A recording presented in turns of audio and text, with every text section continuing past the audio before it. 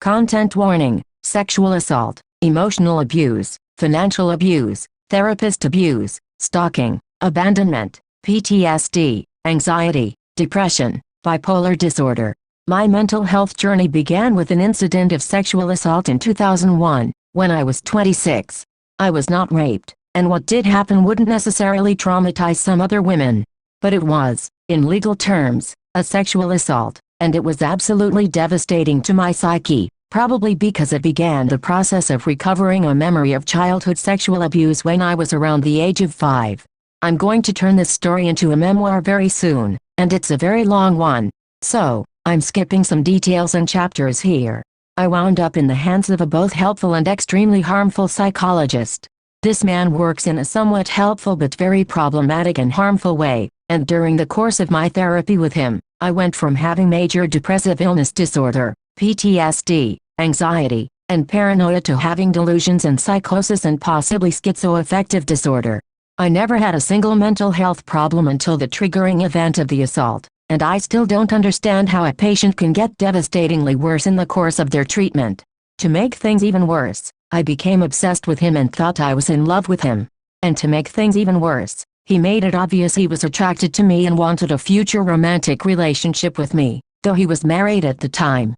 I became so distressed and unwell, that I wound up getting myself kicked out of therapy with him. Then I wound up in the community mental health CMH system that put me on 2 antipsychotics. I had never been on an antipsychotic prior to that, and I was traumatized by the experience of going on the first one while in a hideous partial hospitalization situation. The first night of being on it was terrifying. I needed an advocate at this time, but my family pretty much abandoned me. I had none. CMH didn't know what to do with me and sent me to their DBT program, though I've never even come close to having borderline personality disorder.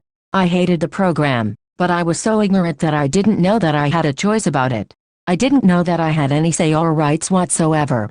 I thought that in order to get my meds, I had to do that awful program. Brain damage from the psychosis, etc. and or probably being way over-medicated changed me almost completely. I was for a very, very long time in a state of having been extremely dismantled. I lost my senses of self and identity. I no longer had social skills that I had long ago mastered and came naturally to me. My mind was slowed down, but I no longer had delusions or psychosis. Eventually, I started becoming more normal and worked a full-time job for 3 years. However, near the end of that period, I gradually developed bipolar disorder. I exhibited manic behaviors, mostly related to the affliction of hypersexuality. I did many things as a result of that were completely out of character. I'm very lucky that I didn't experience further trauma as a result of that. Then I developed a severe problem that I have yet to understand, and that led to my using my bathtub as a toilet for about a month.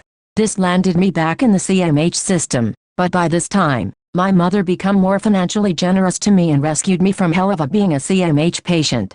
I was put on a new antipsychotic that worked like a miracle for me. I bounced back faster and more fully from the second severe episode.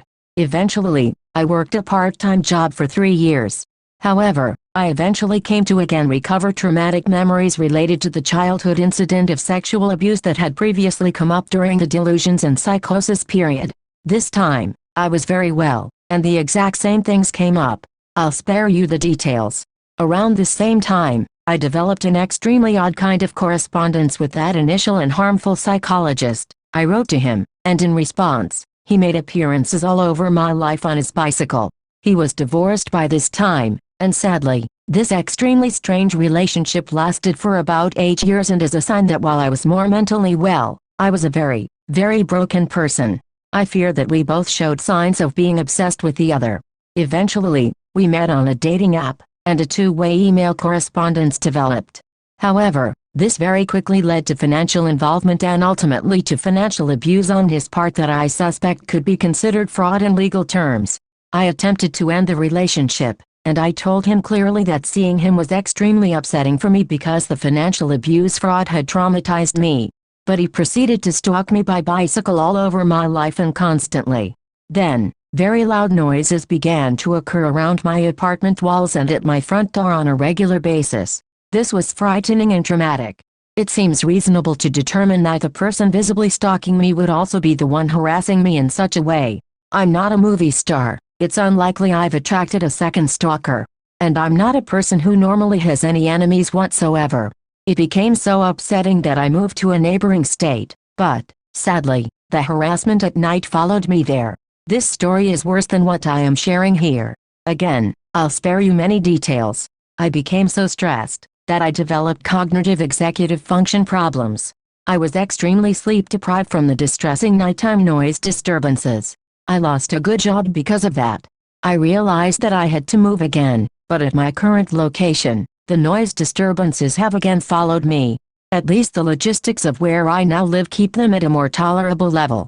But it's very, very hard on me, and it's been very traumatic emotionally. Someone who was once paid to help me and to whom I was extremely vulnerable has abused me in horrifying and deeply scarring ways.